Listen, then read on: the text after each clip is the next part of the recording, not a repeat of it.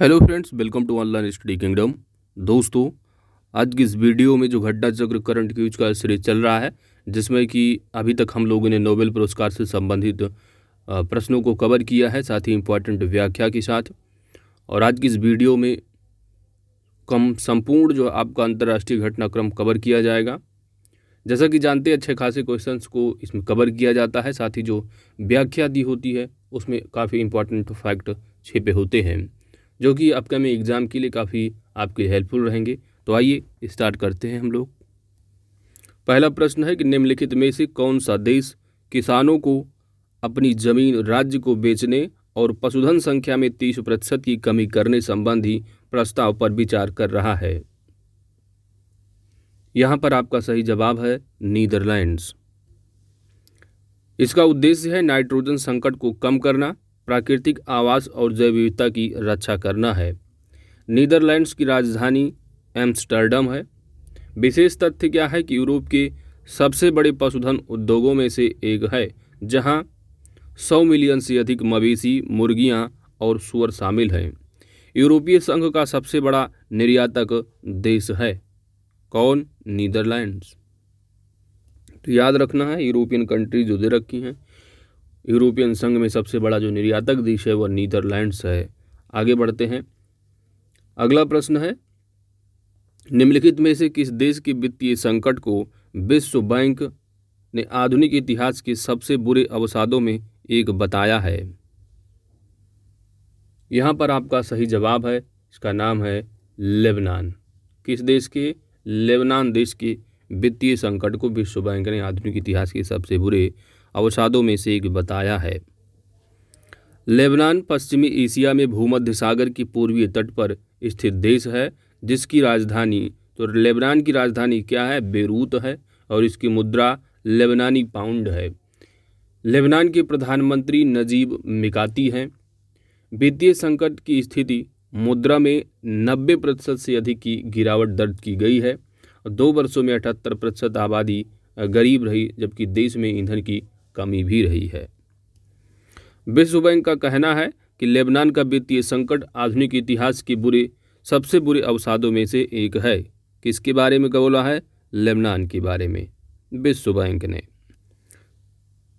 Next, सितंबर 2021 में आयोजित होने वाले क्वाड शिखर सम्मेलन से संबंधित निम्न कथनों पर विचार कीजिए। कथन है कि सितंबर 2021 में संयुक्त राज्य अमेरिका में पहली बार व्यक्तिगत रूप से क्वाड लीडर समिति का आयोजन किया जाएगा। कारण दे रखा है कि इस शिखर सम्मेलन का फोकस कोविड-19 का मुकाबला करने, जलवायु संकट, उभरती प्रौद्योगिकियों एवं साइबर स्पेस पर साझेदारी सहित आदि प्रमुख मुद्दों पर होगा। तो इसमें सही ऑप्शन जो दे रखा है वो है ऑप्शन बी। सही आंसर क्या हो जाएगा? Option B. यानी बात दोनों की दोनों सही है, कथन भी सही है, कारण भी सही है, किंतु कथन की जो है वो जो कारण दे रखा वो सही व्याख्या नहीं करता है। क्वाड लीडर समिति का आयोजन 24 सितंबर 2021 को किया गया। इसका आयोजन करता देश संयुक्त राज्य अमेरिका। इसमें क्वाड में जो सम्मिलित देश हैं वो ऑस्ट्रेलिया है, जापान है और भारत है। तो याद रखना है, अगर क्वाड मेंबर्स पूछा जाता है तो 4 हो जाएंगे, जैसे कि संयुक्त आयोजन जो करता रहा संयुक्त राज्य अमेरिका तो रहा ही, तो एक देश ये है, दूसरा ऑस्ट्रेलिया है, तीसरा जापान है और चौथा अपना प्यारा भारत है। तो ये 4 जो है वो क्वाड मेंबर्स हैं। याद रखना, अगर क्वाड कंट्री पूछा जाता है तो 4 आते हैं, अमेरिका है, ऑस्ट्रेलिया, जापान और अपना प्यारा भारत। भारत के मुद्दे कौन कौन से रहे हैं क्वाड में? तो स्वतंत्र और खुले इंडो पैसिफिक क्षेत्र को सुनिश्चित करना, कोविड-19 का मुकाबला करने सहित आदि प्रमुख मुद्दे रहे हैं। चतुर्भुज सुरक्षा संवाद, इसको आप हिंदी में कहोगे क्या? चतुर्भुज सुरक्षा संवाद, जो कि वर्ष 2007 में भारत, अमेरिका, जापान और ऑस्ट्रेलिया के बीच अनौपचारिक रणनीतिक वार्ता का मंच रहा। तो कब? वर्ष 2007 में। बाकी चतुर्भुज सुरक्षा संवाद के इंग्लिश देखोगे, यानी क्वाड का फुल फॉर्म तो क्वाड्रिलेटरल सिक्योरिटी डायलॉग है। अगला प्रश्न है, हाल ही में किस देश के प्रधानमंत्री ने हरिभंगा किस्म की आमों को उपहार स्वरूप समकक्ष भारतीय प्रधानमंत्री नरेंद्र मोदी को भेजा है? किस कंट्री के रहे हैं? यहाँ पर सही जवाब है बांग्लादेश। बांग्लादेश की प्रधानमंत्री शेख हसीना द्वारा भारतीय प्रधानमंत्री, राष्ट्रपति और पश्चिम बंगाल, मिजोरम, असम, मेघालय और त्रिपुरा के मुख्यमंत्रियों को हरिभंगा, कौन सा आम? हरिभंगा आम की खेप भेजी गई है। कब? जुलाई 2021 में। आम की हरिभंगा किस्म बांग्लादेश की रंगपुर जिले में उगाई जाती है। याद रखना किस कंट्री से है, इतना इम्पॉर्टेंट नहीं है कि किस जिले का है, क्योंकि अपने भारत का तो है नहीं। तो हरिभंगा जो है आम कहाँ से संबंधित है? बांग्लादेश की प्रधानमंत्री को इसकी खेप भेजी गई थी। आमतौर पर यह जो आम है वह 200 से 400 ग्राम वजन के होते हैं। नेक्स्ट, 9 सितंबर 2021 को 13वां ब्रिक्स शिखर सम्मेलन किस देश की अध्यक्षता में आयोजित हुआ? तो 13वां ब्रिक्स शिखर सम्मेलन है, इम्पॉर्टेंट है, याद रखना है। यहाँ पर आपका सही जवाब होगा ऑप्शन बी, अपना प्यारा भारत। 13वां ब्रिक्स शिखर सम्मेलन का आयोजन 9 सितंबर 2021 को वर्चुअल रूप से किया गया और अपना मेजबान देश कौन सा रहा है? तो अपना प्यारा भारत रहा है और इसकी अध्यक्षता प्रधानमंत्री नरेंद्र मोदी ने किया है। साथ ही इसकी इम्पॉर्टेंट थीम भी होती है। तो थीम क्या है इसका? मुख्य विषय जो है वो है ब्रिक्स @50 निरंतरता, समेकन और आम सहमति के लिए अंतर ब्रिक्स सहयोग। तो याद रखना है, थीम भी पूछ लिया जाता है। आगे बढ़ते हैं। इम्पॉर्टेंट बात यह है कि ब्रिक्स कंट्री में कौन कौन से देश शामिल हैं। तो बी से ब्राज़ील है, आर से रसिया, आई से इंडिया है, सी से चाइना है और एस से साउथ अफ्रीका है। ब्रिक्स का पूर्व नाम रहा है, जिसमें कि साउथ अफ्रीका शामिल नहीं रहता था तो ब्रिक होता था, इसमें एस और जुड़ गया। तो वर्ष 2011 में दक्षिण अफ्रीका के शामिल होने पर यह ब्रिक्स बना। इसका जो 14वां यानी नेक्स्ट होने वाला है 2022 में, इसका आयोजन कहाँ किया जाएगा? तो ये भी एग्जाम में पूछ लिया जाता है, याद रखना है चाइना में। इन सब चीज़ों को, ऐसे प्रश्नों को ऐसे भी आप याद रख सकते हो, जैसे कि 13वां जो शिखर सम्मेलन है अपने प्यारे भारत में हुआ है। तो ऐसे याद रखना है कि पहला ब्राज़ील, दूसरा रसिया, तीसरा, चौथा, पाँचवां, फिर छठवां, सातवां, आठवां, नौवां, 10वां, फिर शुरू होगा 11वां होगा, फिर 12वां, 13वां पर अपना प्यारा इंडिया आ जाएगा और 14वां जो होना है वो चाइना में होगा। तो इस तरह आप निकाल सकोगे, इस तरह याद रख सकते हो। आगे बढ़ते हैं।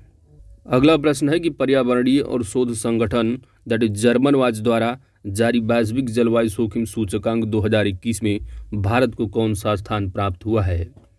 यह क्वेश्चन यहाँ से आप निकाल सकते हैं कि यूपीपीसीएस ARO का जो पेपर हुआ था अभी 5 दिसंबर को, वहाँ पर पूछा गया था कि वैश्विक जलवायु जोखिम सूचकांक किस संस्था के द्वारा जारी किया जाता है? तो जर्मन वाच के द्वारा जारी किया जाता है। तो यह क्वेश्चन एग्जाम में पूछा जा चुका है, आप कह सकते हैं। तो पर्यावरण प्रदर्शन वैश्विक जलवायु जोखिम सूचकांक 2021 में जो भारत की रैंकिंग है कौन सी है? तो यहाँ पर आपका सही जवाब हो जाएगा 7वां रैंक है। कौन सा रैंक है? 7वां। वैश्विक जलवायु जोखिम सूचकांक 25 जनवरी 2021 को जारी किया गया। डेट वोट इंपॉर्टेंट नहीं, याद रख लो आप कि कौन सी संस्था जारी करता है। तो ये है पर्यावरणीय और शोध संगठन दैट इज जर्मन वाच के द्वारा जारी किया जाता है। संस्करण कौन सा इंपॉर्टेंट नहीं है। सर्वाधिक इसमें प्रभावित देश कौन सा रहा है? तो इसमें सर्वाधिक जो प्रभावित देश रहा है वो मोजाम्बिक रहा, फिर जिम्बाब्वे, फिर बहामास, जापान। तो पहला याद रख लो कि नंबर 1 पर जो रहा है वह मोजाम्बिक रहा है, सबसे ज़्यादा प्रभावित देश। भारत की जो रैंकिंग रही 7वीं रैंक, और कौन जारी करता है? German watch. और इसमें देखेंगे कि भारत की रैंकिंग याद रखना 7, ठीक है। चलिए आगे बढ़ते हैं। हाल ही में 12वीं स्वच्छ ऊर्जा मंत्री स्तरीय बैठक वर्चुअल प्रारूप में किस देश की मेजबानी में किया गया? यहाँ पर आपका सही जवाब होगा ऑप्शन ए, चिली। छठा मिशन इनोवेशन तथा 12वीं स्वच्छ ऊर्जा मंत्री स्तरीय बैठक की मेजबान जो कंट्री रही है वह चिली रही है। 13वीं मिशन इनोवेशन यहाँ पर क्लीन होगा, ठीक है, क्लीन एनर्जी मिनिस्ट्रियल होगा, ठीक है, यानी स्वच्छ ऊर्जा मंत्रिस्तरीय। तो अगर 13वीं पूछा जाता है तो संयुक्त राज्य अमेरिका, जो कि 2022 में, उसके आगे जो होने वाला है वो अपने प्यारे भारत में होगा।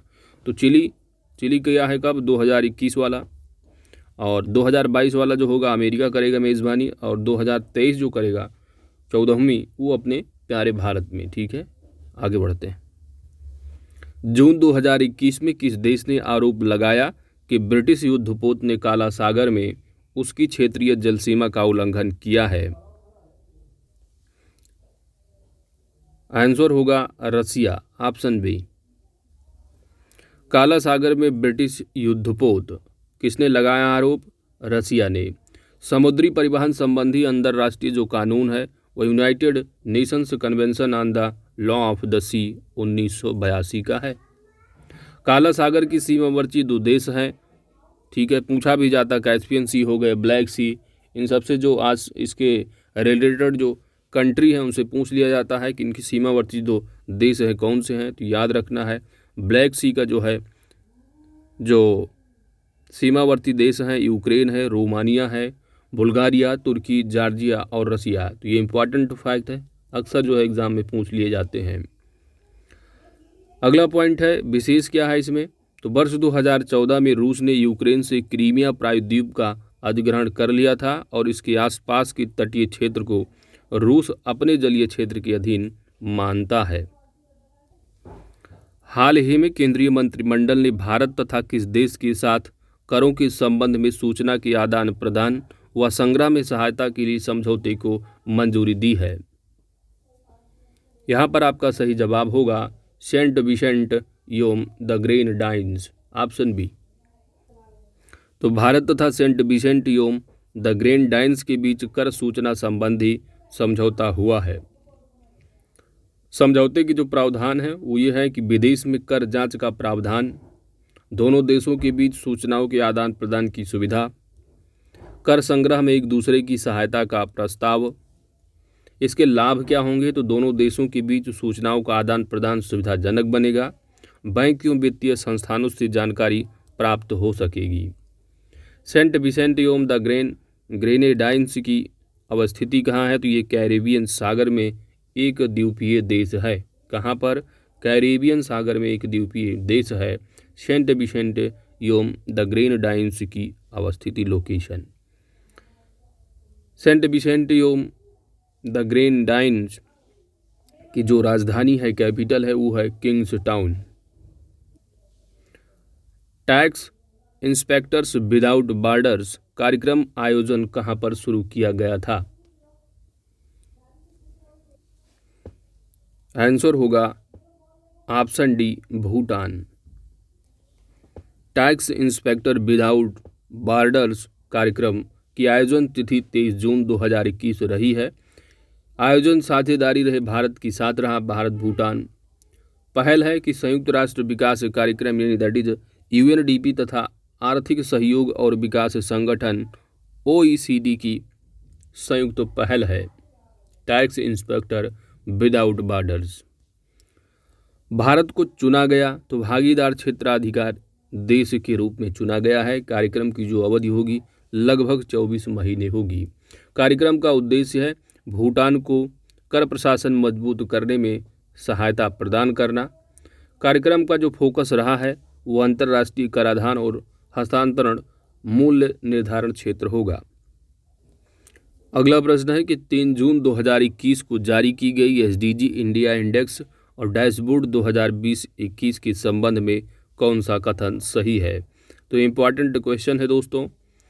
पहला कथन दिया है कि यह नीति आयोग द्वारा जारी किया जाता है, तो यह कथन बिल्कुल सत्य है। दूसरा है कि यह SDG इंडिया इंडेक्स का दूसरा संस्करण है, तो यह जो है गलत है, क्योंकि संस्करण यहाँ पर ये तीसरा है ना कि दूसरा। SDG इंडिया इंडेक्स 2020-21 में 114 मात्रात्मक संकेतकों पर 18 लक्ष्यों को शामिल किया गया है, तो यहाँ पर यह भी गलत है क्योंकि 115 होना चाहिए था, तो ये भी आपका गलत हो गया। इस सूचकांक में केरल शीर्ष स्कोर के साथ प्रथम स्थान पर है, तो यह इम्पॉर्टेंट है, याद रखना है और यह सही भी है। ठीक है, तो पहला और आपका चौथा कथन जो है वो सत्य है, इसलिए ऑप्शन यहाँ पर सी आपका सही जवाब होगा।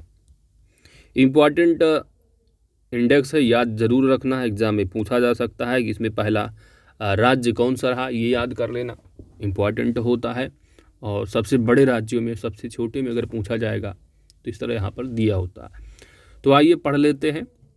सतत विकास लक्ष्य इंडिया इंडेक्स और डैशबोर्ड 2020-21 जारी करता जो संस्था है नीति आयोग के द्वारा ये जारी किया जाता है। वर्तमान में नीति आयोग की उपाध्यक्ष डॉक्टर राजीव कुमार हैं और अध्यक्ष सभी लोग जानते होंगे, ये अध्यक्ष जो है प्राइम मिनिस्टर होते हैं, जो कि प्रधानमंत्री नरेंद्र मोदी हैं।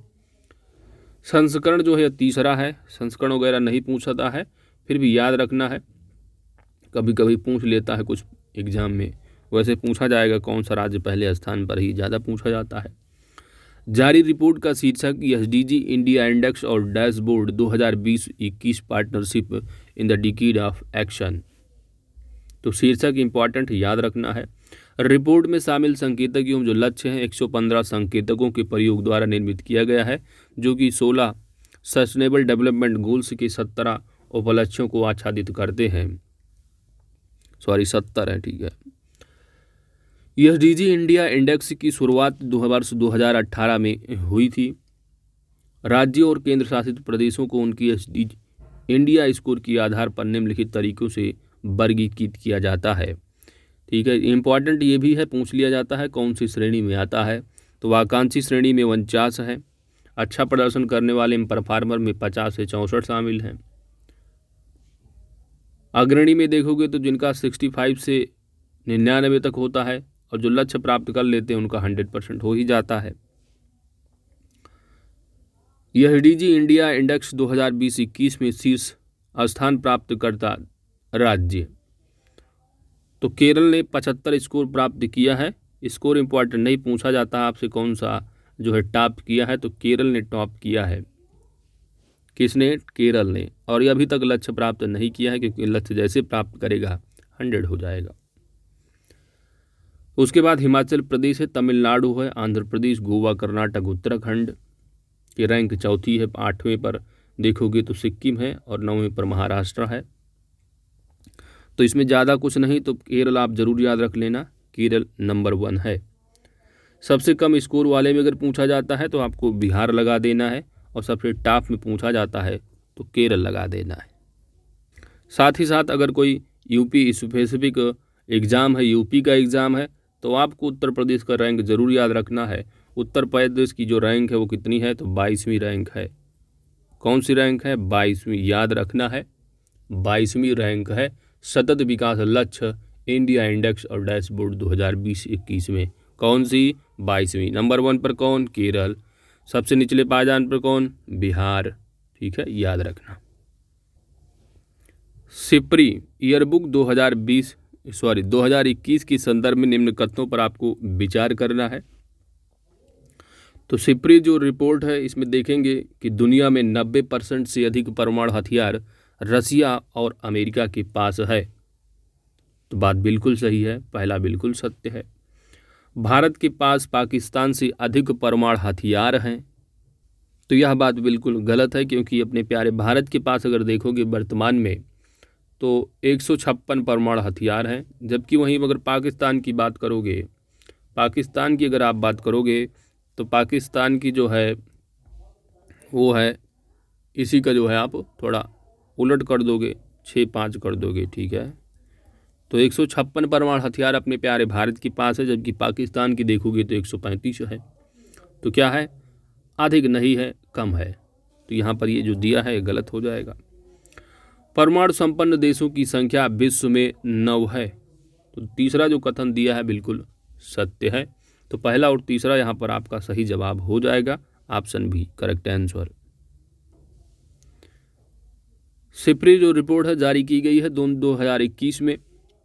जारीकर्ता संस्था कौन सा है? तो Stockholm International Peace Research Institute, Peace Research Institute, यानी सिप्री का फुल फॉर्म याद रख लेना। Stockholm International Peace Research Institute. संबंधित क्या है, तो हथियारों, निरस्त्रीकरण, अंतर्राष्ट्रीय सुरक्षा की वर्तमान स्थिति की आकलन से संबंधित है। परमाणु हथियार, तो भारत के पास 156 है और पाकिस्तान के पास 165 है, जबकि चाइना के पास देखोगे तो परमाणु हथियार 350 हैं। परमाणु संपन्न राष्ट्र देशों की संख्या 9 है, जिसमें कि यूएसए नंबर 1 है, फिर रसिया है, फिर यूके, फ्रांस, चाइना, भारत। ये श्रेणी नहीं दिए हैं, कंट्री दिए हैं, याद रखना है। फिर इजराइल है, फिर उत्तर कोरिया है। इस तरह आप देखोगे तो ये 9 जो है परमाणु संपन्न राष्ट्र हैं, याद रखना है, सीरियल वाइज में नहीं दिए हैं। यूएसए है 9 देशों में, फिर रसिया भी शामिल है, यूके भी है, फ्रांस भी अपना प्यारा, भारत भी है, पाकिस्तान भी है, इजराइल है, उत्तर कोरिया है, चाइना है। तो ये सभी देश जो है वो परमाणु संपन्न राष्ट्र में आते हैं, जिसमें अपना प्यारा भारत भी क्या है, शामिल है। और इन 9 राष्ट्रों में टोटल जो परमाणु हथियारों की संख्या है वह 13,080 परमाणु हथियार हैं। यहाँ पर सीरियल दिया है कि सर्वाधिक परमाणु धारक जो कंट्री हैं, इसमें संयुक्त राज्य अमेरिका के पास देख रहे हैं आप कितना है, 5550 है, जबकि अपने प्यारे भारत के पास कितना 156 ही है। पाकिस्तान के पास 165 है। वहीं पर रसिया के देखोगे तो रसिया दूसरे नंबर पर है 6000। रसिया यहाँ पर आपका पहले नंबर पर हो जाएगा, ठीक है। इन दोनों को मिलाकर बताया जा रहा है कि कुल परमाणु हथियारों का जो प्रतिशत है, यहीं से आप देखोगे 13,000 जो दिए हैं 80, इन्हीं में से 6, 5, 11 लगभग आप 12,000 यहीं से कंप्लीट हो जा रहे हैं। तो जो परमाणु हथियार संपन्न 9 राष्ट्र हैं, सबसे ज़्यादा तो अधिक जो है यूएसए और रसिया के पास ही है। रसिया के पास लगभग 6,255 है, अमेरिका के पास जो है 5,550 हैं। तो सबसे ज़्यादा आप क्या कहोगे, रसिया के पास है। नेक्स्ट है कि जून 2021 को रक्षा मंत्री राजनाथ सिंह की अध्यक्षता में रक्षा अधिग्रहण परिषद ने P-75 के तहत कितने पारंपरिक पनडुब्बियों के निर्माण को मंजूरी दी है। सही जवाब होगा यहाँ पर ऑप्शन सी 6। रक्षा अधिग्रहण परिषद द्वारा पनडुब्बियों के निर्माण को मंजूरी 4 जून 2021 को रक्षा अधिग्रहण परिषद के द्वारा दिया गया है। P-75 के तहत निर्मित पनडुब्बियां 6 हैं। कितनी? 6। विशेष क्या है कि इस परियोजना में 43,000 करोड़ रुपए की अनुमानित लागत से अत्याधुनिक 6 ईयर इंडिपेंडेंट प्रोपल्शन प्रणाली दैट इज वायु स्वतंत्र प्रणोदन से लैस पारंपरिक पनडुब्बियों का स्वदेश में निर्माण करने का फैसला किया है। कहाँ? स्वदेश में। कितने हैं? 6। मई 2021 में किस देश ने विश्व का सबसे लंबा पैदल यात्री सस्पेंशन पुल बनाकर रिकॉर्ड दर्ज किया है? यहां पर आपका सही जवाब है ऑप्शन डी, पुर्तगाल। विश्व का सबसे लंबा पैदल यात्री सस्पेंशन पुल, जिसका पुल का नाम है 516 अरौका। पुल की जो अवस्थिति है वह पुर्तगाल के शहर अरौका में स्थित पाइवा नदी पर है। पुल की लंबाई 516 मीटर है। पुल की ऊंचाई 175 मीटर है पावा नदी तल से। पुल का जो निर्माण है वो institute for research and technology development for construction energy environment, याद रख लो आपका किस कंट्री से रिलेटेड है, साथ ही साथ इसकी कितनी मीटर की जो है ऊंचाई है, और ऊंचाई देख लो, लंबाई, बस इतना ही इम्पॉर्टेंट है। और ये कहाँ पर है, दैट्स इट। अगला है कि वर्ष 2021 में ब्रिक्स की अध्यक्षता एवं मेजबानी किया, तो किसने किया है ब्रिक्स? तो अभी पढ़कर आ रहे हो जो 13वें हुआ है अपने प्यारे भारत। ऑप्शन यहाँ पर सही जवाब होगा। ब्रिक्स के शेरपाओं की प्रथम बैठक 24 फरवरी 2021 को भारत ने ब्रिक्स शेरपाओं की 3 दिवसीय बैठक के उद्घाटन के साथ अपनी ब्रिक्स की अध्यक्षता शुरू की। बैठक तिथि 24 से 26 फरवरी, इंपॉर्टेंट नहीं। अध्यक्षता किसने की है, याद रखना, अपने प्यारे भारत ने। और इसका जो थीम रहा वो क्या रहा है, तो ब्रिक्स @15 निरंतरता, समेकन और आम सहमति के लिए अंतर ब्रिक्स सहयोग। तो थीम इंपॉर्टेंट है, किसने किया है, ये इंपॉर्टेंट, दैट्स इट। भारत इसके पहले भी जो मेज़बानी कर चुका है 9 सितंबर 2000 का 13वां तो किया ही है। इसके बाद भारत किसी पहले जो 2012 में किया है और 2016 में भी जो है मेज़बानी कर चुका है। ब्रिक्स में वही सब चीज़ें जो अभी आप पढ़ के आ रहे हो, कौन सी कंट्री आती हैं, तो ब्राज़ील, रसिया, भारत, चाइना और दक्षिण अफ्रीका। साथ ही अगर पूछा जाता है तो ब्रिक्स का पहला जो सम्मेलन रहा है वह वर्ष 2009 में किया गया है और रूस के एकातर्नबर्ग में, और इसकी स्थापना ब्रिक्स की वर्ष 2006 में हुई है। तो ये भी इम्पोर्टेंट याद रखना है। 15 फरवरी 2021 को नोगोजी ओकोंजो-इवेला को की विश्व व्यापार संगठन की पहली महिला महानिदेशक के रूप में चुनने के लिए सर्वसम्मत से सहमति हुई है, और ये किस देश की हैं? तो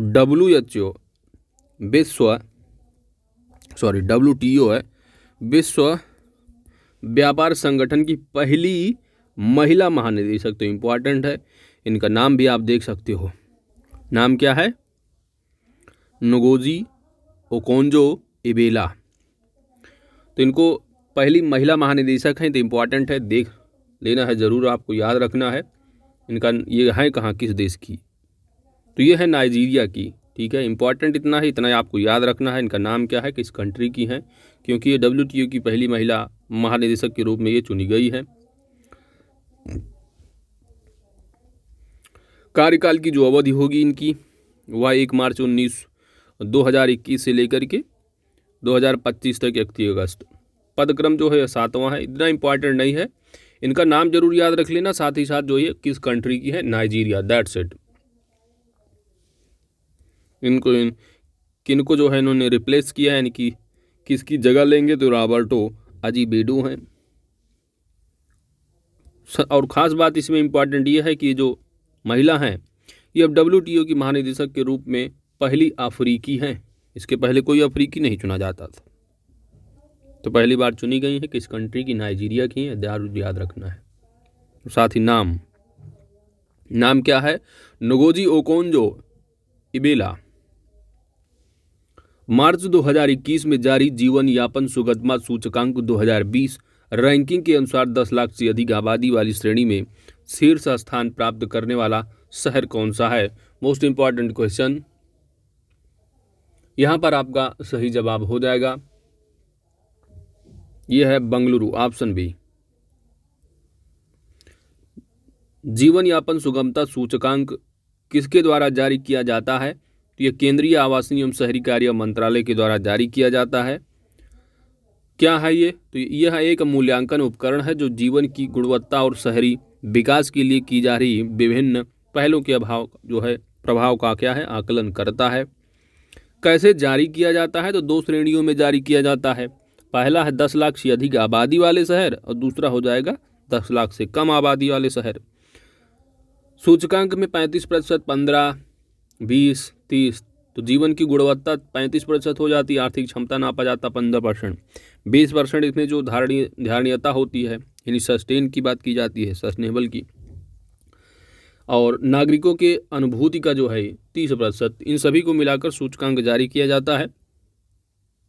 10 लाख की अधिक से आबादी वाले जो आपके लिए एग्जाम के पॉइंट ऑफ व्यू से इम्पॉर्टेंट, वो है बंगलुरु।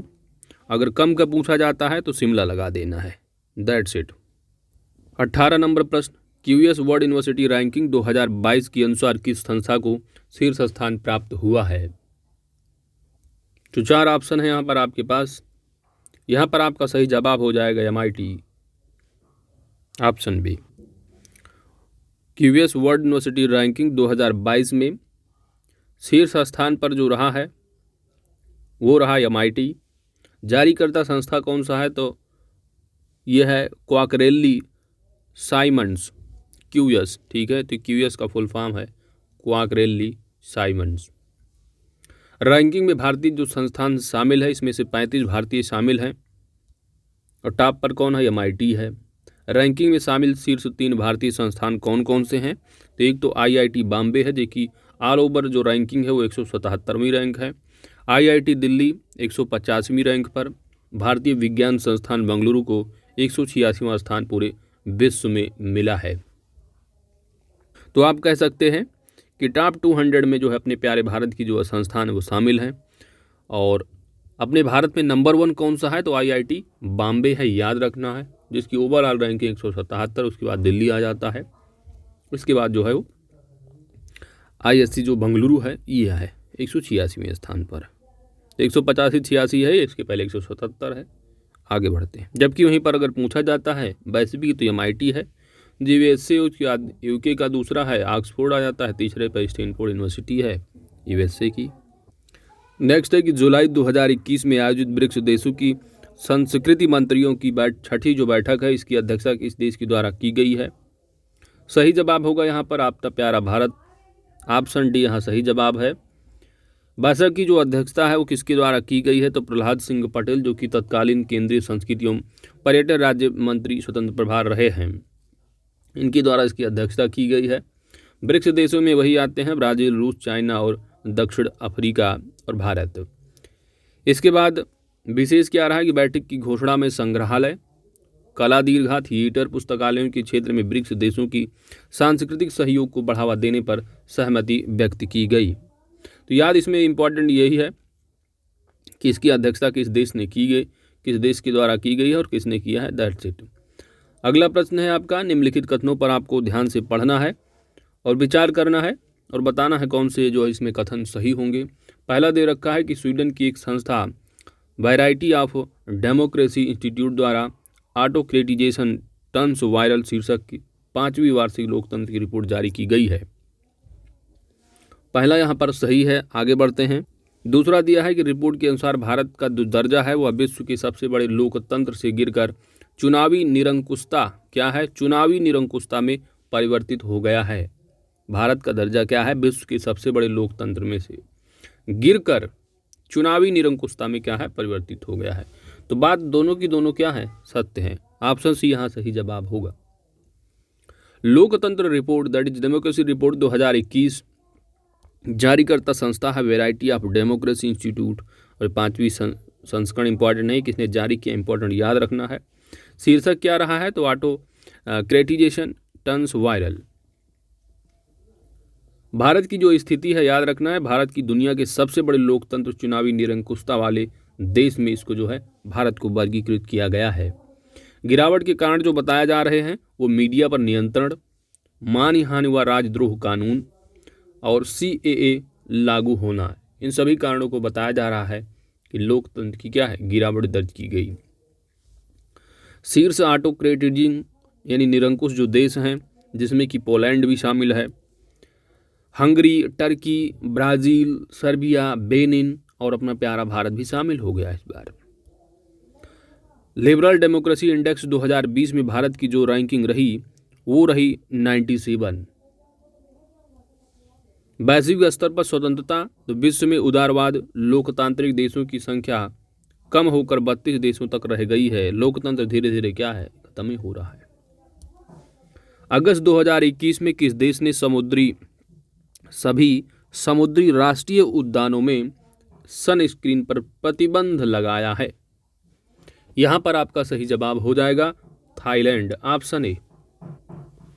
तो थाईलैंड ने सभी समुद्री राष्ट्रीय उद्यानों में सनस्क्रीन पर प्रतिबंध लगाया है। प्रतिबंध का उल्लंघन अगर किया जाता है तो 1 लाख बाथ यानी आप कह सकते हैं 2100 पाउंड तक का जुर्माना लगाया जाएगा। प्रतिबंधित जो लोशन होगा जिनमें ऑक्सी बेंजोन, ऑक्सीना केसेट है, मिथाइल बेंजिलिडीन कम्फोर या ब्यूटाइल पाराबेन होते हैं। अगला है सामान्य प्रतिबंध, तो पलाऊ और हवाई द्वीप पर भी ऐसा प्रतिबंध क्या है, लगाया जा चुका है। लोशन से हानि क्षति क्या हो सकती है, तो कोरल रीफ दुष्प्रभावित होंगे, लार्वा का नष्ट होना, उनकी प्रजनन क्षमता का बाधित होना, अंततः प्रवाल भित्तियों की विरंजन का भी कारण बनना। जुलाई 2021 में किस देश की अध्यक्षता में ब्रिक्स आतंकवाद विरोधी कार्य समूह की 6वीं बैठक वर्चुअल रूप से आयोजित हुई? सही जवाब है अपना प्यारा भारत, ऑप्शन ए। आयोजन की तिथि रही 28 से 29 जुलाई 2021 और यह प्रारूप रूप से जो है वर्चुअल के माध्यम से की गई है और भारत की अध्यक्षता में इसने किया है। बैठक की अध्यक्षता महावीर सिंह भी संयुक्त सचिव आतंकवाद विरोधी विदेश मंत्रालय के द्वारा किया गया। इसकी अध्यक्षता बैठक में भागीदार सभी ब्रिक्स देश सभी ब्रिक्स देशों के जो वरिष्ठ अधिकारी रहे शामिल थे। बैठक के दौरान अंतिम रूप जो दिया गया वो ब्रिक्स आतंकवाद विरोधी कार्य योजना को, और इसी कार्य योजना में शामिल जो ब्रिक्स नेताओं द्वारा वर्ष 2020 में अपनाई गई आतंकवाद विरोधी रणनीति लागू करने की विशिष्ट उपाय भी है।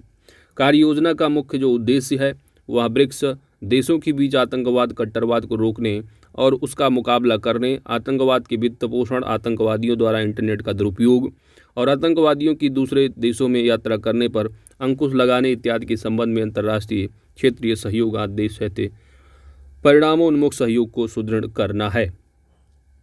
कार्य योजना को अपनाया कब गया है? तो अगस्त 2021 में ब्रिक्स राष्ट्रीय सुरक्षा सलाहकारों की बैठक में।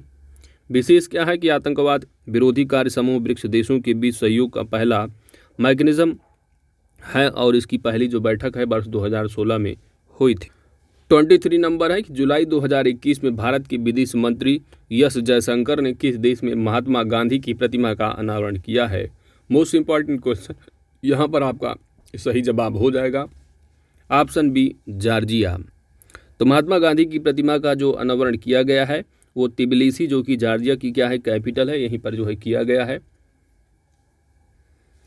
और अनावरण जो करता रहे भारत के विदेश मंत्री एस जयशंकर और वहाँ के हो जाएंगे जॉर्जिया के विदेश मंत्री डेविड जलकालयानी। ठीक है, कौन? जलकालयानी। कहाँ के हैं? जॉर्जिया के विदेश मंत्री। अपने यहाँ कौन? Doctor S Jaishankar. आगे देखते हैं, जॉर्जिया जो है पूर्वी यूरोप यानी रसिया और पश्चिमी एशिया दैट इज तुर्की के चौराहे पर स्थित रणनीतिक रूप से एक महत्वपूर्ण देश है जॉर्जिया। अगला प्रश्न है कि अगस्त 2021 में भारतीय रेलवे और बांग्लादेश रेलवे के संयुक्त प्रयास से पुनः बहाल हुए किस रेल मार्ग के माध्यम से मालगाड़ियों का नियमित संचालन शुरू हो गया है? यहाँ पर आपका सही जवाब होगा हल्दीबाड़ी चिल्हाटी रेल मार्ग, ऑप्शन ए। प्रारंभ जो तिथि है 1 अगस्त 2021 से। पहली मालगाड़ी को रवाना जो किया गया वो पूर्वोत्तर सीमांत रेलवे के डामडिम जो कि जलपाईगुड़ी रेलवे स्टेशन से पत्थरों से लदी मालगाड़ी को हल्दीबाड़ी होते हुए बांग्लादेश के लिए किया गया। हल्दीबाड़ी चिल्हाटी रेल लिंक का उद्घाटन जो किया गया था वह 17 से दिसंबर 2020 को दोनों देशों के प्रधानमंत्रियों द्वारा यात्री एवं माल की आवाजाही के लिए। हल्दीबाड़ी पश्चिम बंगाल की कूच बिहार जिले में स्थित है और चिल्हाटी जो है यह बांग्लादेश के नीलफामारी जिले में स्थित है। दोनों स्टेशनों के बीच की दूरी 12 किलोमीटर की है। हल्दीबाड़ी चिल्हाटी रेल लिंक जो चालू किया गया था वह वर्ष 1965 तक। विभाजन के दौरान यह रेल लिंक जो हिस्सा था वो कोलकाता से सिलीगुड़ी ब्रॉडगेज की मुख्य मार्ग था। इसके बाद इस रेल लिंक का जो उद्देश्य रहा वह बंगाल एवं असम पश्चिम बंगाल क्षेत्र के बीच माल ढुलाई यात्री संपर्क में सुधार लाना था। वर्तमान में भारत और बांग्लादेश को जोड़ने वाले संचालित 5 रेल लिंक हैं। कौन कौन से? एक तो पेट्रापोल भारत, बेनापोल बांग्लादेश। दूसरा है गेदे जो कि भारत हो जाएगा। दूसरा दर्शन, तो गेदे दर्शन है। सिंघाबाद और रोहनापुर बांग्लादेश का।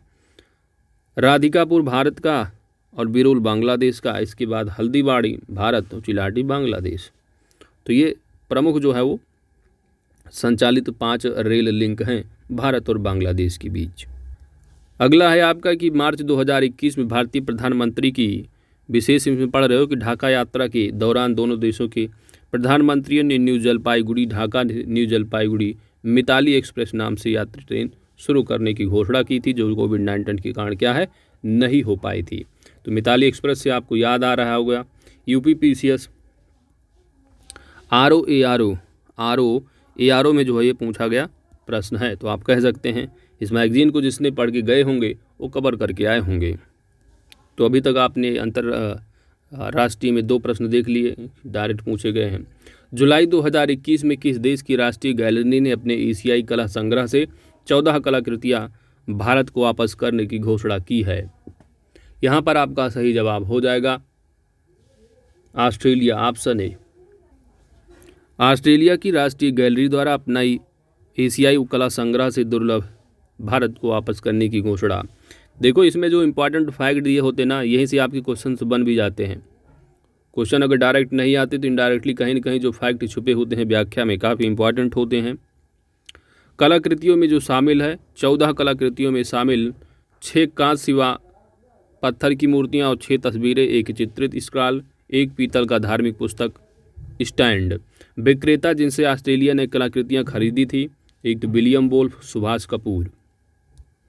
प्रमुख कलाकृतियों में देखोगे तो नृत्य करते बाल संत संबंदर है, शताब्दी चोल राजवंश से संबंधित रहे हैं। धार्मिक पुस्तक स्टैंड या आलम हैदराबाद से। जैन तीर्थंकर की मार्बल प्रतिमा माउंट आबू से। लक्ष्मी विष्णु की युगल मूर्ति राजस्थान या उत्तर प्रदेश से। दुर्गा महिषासुर मर्दिनी, ये 12वीं-13वीं शताब्दी की मूर्ति जो है वो गुजरात से। अगला जो प्रश्न है आपका वो है 26 नंबर।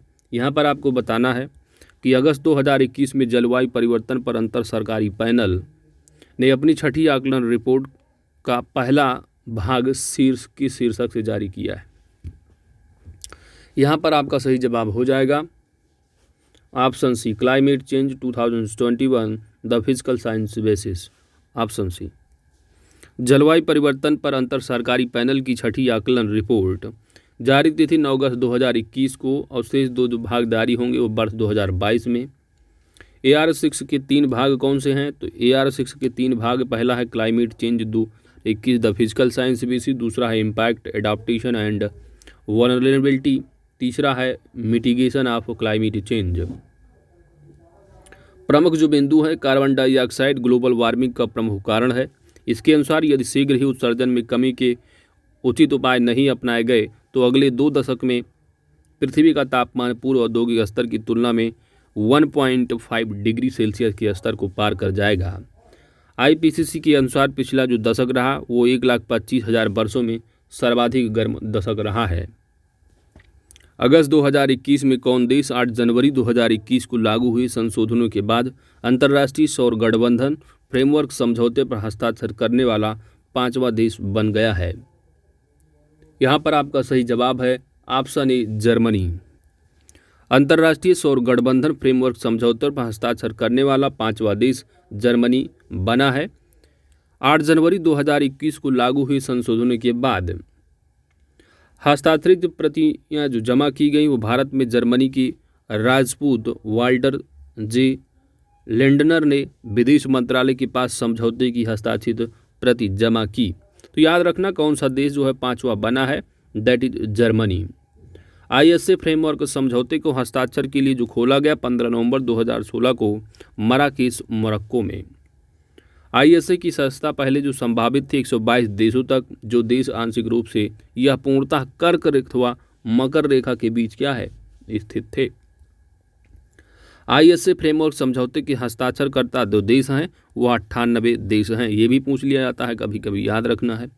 ISA की जो शुरुआत हुई है वो 30 नवंबर 2015 को पेरिस सम्मेलन के दौरान की गई है और 8 जनवरी 2021 में हुए नए संशोधनों ने सभी सदस्य देशों के लिए इसकी संस्था खोलने का मार्ग प्रशस्त किया है। अंतर्राष्ट्रीय सौर गठबंधन की चौथी जो सभा है वो 18 से 31 अक्टूबर 2021 के बीच रही। साथ ही इससे रिलेटेड एक और तथ्य आपसे एग्जाम में पूछा जाता है, जो इंटरनेशनल सोलर अलायंस है इसका हेडक्वार्टर भी पूछ लिया जाता है। तो याद रखना ये गुरुग्राम में है। कहाँ? गुरुग्राम। अगला प्रश्न 28वां, हाल ही में आयोजित 7वीं हिंद महासागर नौसैनिक संगोष्ठी के संदर्भ में निम्न कथनों में से कौन सा असत्य है, सत्य नहीं है? इसका आयोजन 28 जून से 3 जुलाई 2021 तक प्रशांत महासागर में किया गया। तो पहला गलत है क्योंकि 28 जून से तो किया गया लेकिन 1 जुलाई तक रहा है। दूसरा है कि इसका आयोजन फ्रांसीसी नौसेना द्वारा किया गया। तो दूसरा कथन बिल्कुल सत्य है। अगला दिया है कि हिंद महासागर नौसैनिक संगोष्ठी एक द्विवार्षिक कार्यक्रम है। तो यह बात क्या है, बिल्कुल सत्य है। पूछा क्या है आपसे, असत्य। तो असत्य का मतलब क्या हो जाएगा, पहला, यानी केवल और केवल एक जो है असत्य है। ऑप्शन ए सही जवाब होगा। 7वीं हिंद महासागर नौसैनिक संगोष्ठी का जो आयोजन स्थल रहा वो रहा है ला ल्यूनियन, फ्रांस, हिंद महासागर। आयोजनकर्ता फ्रांसीसी नौसेना रहा है। IONS यानी हिंद महासागर नौसैनिक संगोष्ठी एक द्विवार्षिक कार्यक्रम है जिसका उद्देश्य हिंद महासागर क्षेत्र के तटवर्ती देशों की नौसेनाओं के बीच समुद्री सहयोग बढ़ाने का प्रयास करना। वर्तमान जो सदस्य हैं वो 24 सदस्य राष्ट्र तथा 8 पर्यवेक्षक राष्ट्र शामिल हैं और इसकी स्थापना वर्ष 2008 में की गई थी। IONS की अध्यक्षता भारत 2008 से 10 के बीच, संयुक्त अरब अमीरात 2010-12 में, उसके बाद दक्षिण अफ्रीका 12 से 14, ऑस्ट्रेलिया फिर 14 से 16, बांग्लादेश 16 से 18, ईरान 18 से 21। तो इन सब की अध्यक्षता जो है वो की गई। विशेष क्या रहा है कि फ्रांस ने 2 वर्ष के कार्यकाल के लिए 29 जून 2021 के अध्यक्ष को पदभार जो है संभाला 2 वर्ष के लिए, यानी 2021 तक ईरान रहा, इसके बाद अब कौन कर रहा है? फ्रांस करेगा। और छठा जो रहा है, छठवां, यानी ईरान के द्वारा जो करवाया गया था ईरान की नौसेना द्वारा, तेहरान में अप्रैल 2018 में आयोजित रहा है। ला रियूनियन, तो यह एक फ्रांसीसी क्षेत्र है जो हिंद महासागर में मेडागास्कर और मॉरिशस के बीच अवस्थित है। कहाँ? मेडागास्कर और मॉरिशस के बीच। कहाँ पर है? तो हिंद महासागर में। निम्नलिखित में से किसने महात्मा गांधी को मरणोपरांत अमेरिका के सर्वोच्च नागरिक सम्मान that is congressional gold medal से सम्मानित करने का प्रस्ताव अमेरिकी प्रतिनिधि सभा में प्रस्तुत किया है? तो दोस्तों यहाँ पर आपका सही जवाब हो जाएगा, इनका नाम है Caroline Meloni, option B. Mahatma Gandhi को कांग्रेशनल गोल्ड मेडल से सम्मानित करने का प्रस्ताव अमेरिकी प्रतिनिधि सभा में प्रस्तुत किया गया 13 अगस्त 2021 को। प्रस्तुतकर्ता न्यूयॉर्क से कांग्रेस सदस्य कैरोलिन मेलोनी है। सभा अमेरिकी संसद का निचला सदन that is house of representative, जैसे कि अपने यहाँ जो निचला सदन होता है वो लोकसभा। कांग्रेशनल गोल्ड मेडल तो अमेरिका का सर्वोच्च नागरिक सम्मान, अमेरिका का सर्वोच्च नागरिक सम्मान है कांग्रेशनल गोल्ड मेडल। जैसे कि अपने यहाँ सर्वोच्च नागरिक का क्या होता है? भारत रत्न। पूर्व में सम्मानित, तो इससे सम्मानित होने वाले जो पूर्व में हैं वो है नेल्सन मंडेला, जॉर्ज वाशिंगटन और आंग सान सू की आदि। अगला प्रश्न है 30 नंबर कि जुलाई 2021 में किस देश के LGBT रूपांतरण चिकित्सा को गैर कानूनी घोषित करने हेतु संसद में रूपांतरण व्यवहार निषेध विधेयक बिल पेश किया गया है? तो बताना है दोस्तों, ये 4 विकल्प हैं। यहाँ पर आपका सही जवाब क्या होगा? करेक्ट आंसर इज ऑप्शन यहाँ पर सी सही जवाब हो जाएगा, न्यूजीलैंड है। कौन सा है? न्यूजीलैंड। रूपांतरण व्यवहार निषेध विधान bill that is the conversion practices prohibition legislation bill संसद में पेश किया गया 30 जुलाई 2021 को। याद रखना है कब पेश किया इंपॉर्टेंट नहीं है, लेकिन याद रखना है कौन सा कंट्री है, न्यूजीलैंड है, जरूर याद रखना कौन सा कंट्री, न्यूजीलैंड। इसका उद्देश्य है कि देश में LGBT रूपांतरण चिकित्सा से होने वाले किसी भी नुकसान को रोकना और लिंग और कामुकता पर क्या है, स्वस्थ चर्चा को बढ़ावा देना है। बिल में प्रावधान किए गए हैं कि नागरिक निवारण का समाधान, 18 से कम उम्र के बच्चों, युवाओं या गलत निर्णय की क्षमता वाले किसी भी व्यक्ति पर रूपांतरण चिकित्सा करने का कि अपकार को क्या है करने का प्रस्ताव है। इस अपराध के लिए 3 वर्ष की सजा का प्रावधान भी किया गया है। किसी को उसकी उम्र से स्वतंत्र रूपांतरण चिकित्सा से गुजरना और उन्हें नुकसान पहुंचाना भी एक अपराध है, जिसमें 5 वर्ष की सजा का प्रावधान भी है। रूपांतरण क्या है कि चिकित्सा वह अपराध है जिसका उद्देश्य किसी के यौन अभिविन्यास, लिंग अभिव्यक्ति या LGBTQ पहचान को बदलना या दबाना है।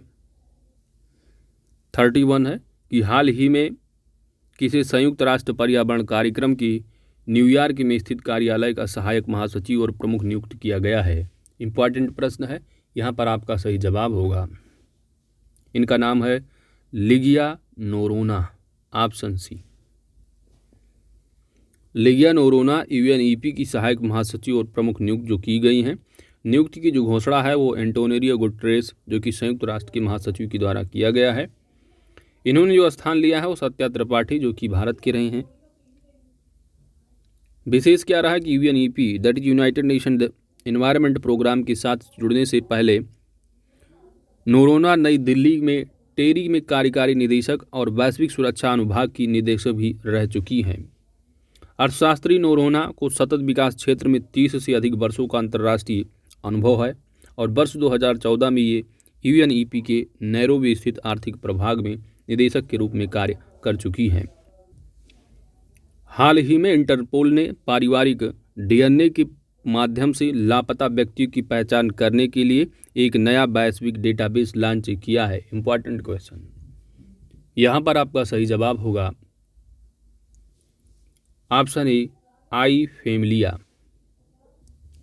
वैश्विक डाटाबेस नाम क्या है? आई फैमिलिया।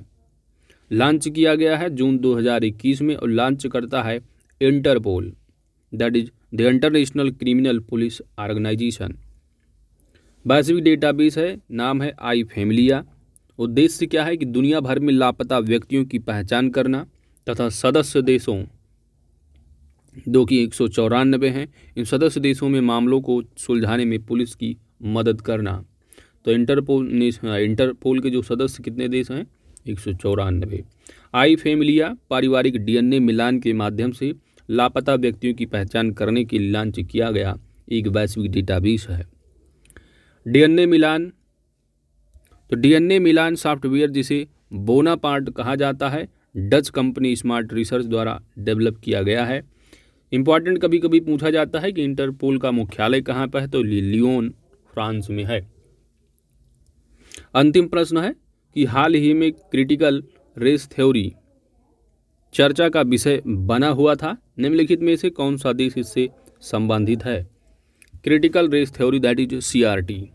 तो इसका संबंध जो है किस देश से है आपको बताना है। यहाँ पर सही जवाब होगा option A, America. Critical race theory चर्चा का विषय इसलिए रहा कि अमेरिका की रिपब्लिकन पार्टी द्वारा सीआरटी के खिलाफ आंदोलन रहा है। सीआरटी क्या है? अमेरिका में अलग अलग नस्ल के लोगों का सम्मान करना। विरोध का कारण है कि सीआरटी गोरी नस्ल को एक शत्रु की तरह प्रस्तुत करती है। ऐसा बच्चों को सिखाया जा रहा है कि अमेरिका में नस्ल भेद के केवल गोरे जिम्मेदार हैं। यथा स्थिति अमेरिका के टेक्सास से लेकर ओहियो तक कम से कम 6 राज्यों में रिपब्लिकन सांसदों ने सीआरटी के विरोध को ऐसे उपायों में बदल दिया है जो 10 बात को सीमित करते हैं कि स्कूल नस्लवाद के बारे में ऐतिहासिक सच्चाई सिखा सकते हैं। तो दोस्तों, इसी के साथ जो है 33 प्रश्न इम्पॉर्टेंट व्याख्या से आपने कवर किया। अगर वीडियो आपको अच्छी लगी है तो लाइक कीजिएगा, चैनल पर नए हैं तो सब्सक्राइब कर लीजिएगा। और इसी के साथ आप जानते हैं कि पूरा का पूरा अंतर्राष्ट्रीय घटनाक्रम, सारे क्वेश्चंस जो रहे वो कवर हो गए हैं। मिलते हैं आपसे नेक्स्ट टॉपिक के साथ नेक्स्ट वीडियो में। Thanks for watching.